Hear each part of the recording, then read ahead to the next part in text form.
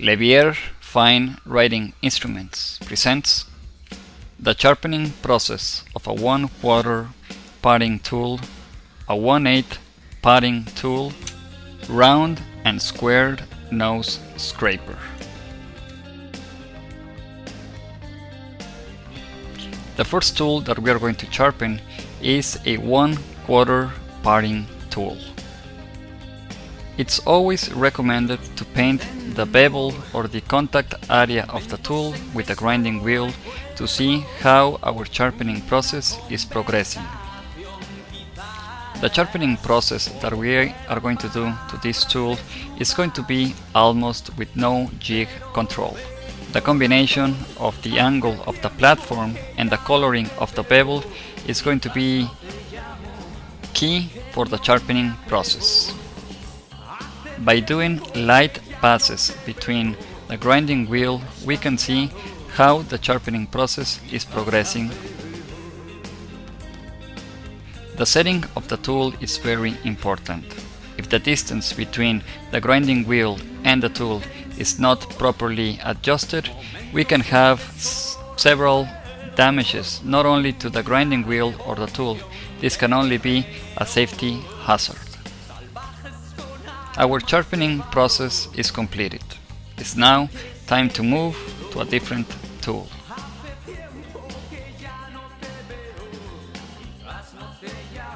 The next tool that we are going to sharpen is a 1/8 padding tool.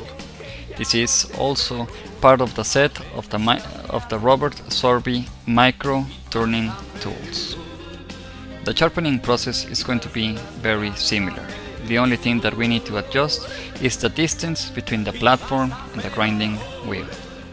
The sharpening process for these tools requires no more than 5 minutes to have a perfectly sharpened tool.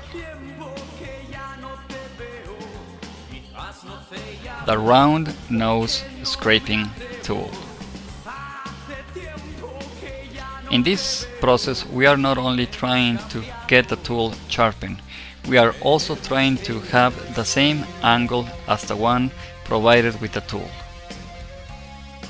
The coloring of the bevel is going to be a good indication or a good mark between the grinding of the wheel and the sharpening area that we are going to grind. In this particular view, I'm holding the tool with my right arm as a fixed point, and I'm moving my left arm as the articulated motion for the sharpening process. The sharpening process is completed. Now we have a perfectly sharpened turning tool. The square nose scraper. This square nose scraper is a very heavy tool. In order to reproduce the angle provided by the manufacturer of the tool will require some adjustments.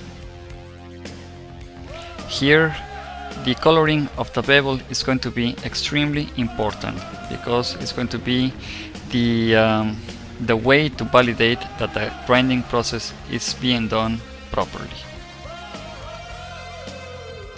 The sharpening process of this tool is very simple. The only thing that we need to do is to move the tool from left to right, or just touching the whole grinding surface of the wheel. If you have any questions, comments or concerns in regards to this video, feel free to send me an email. I will reply to it as soon as possible. And please don't forget to subscribe.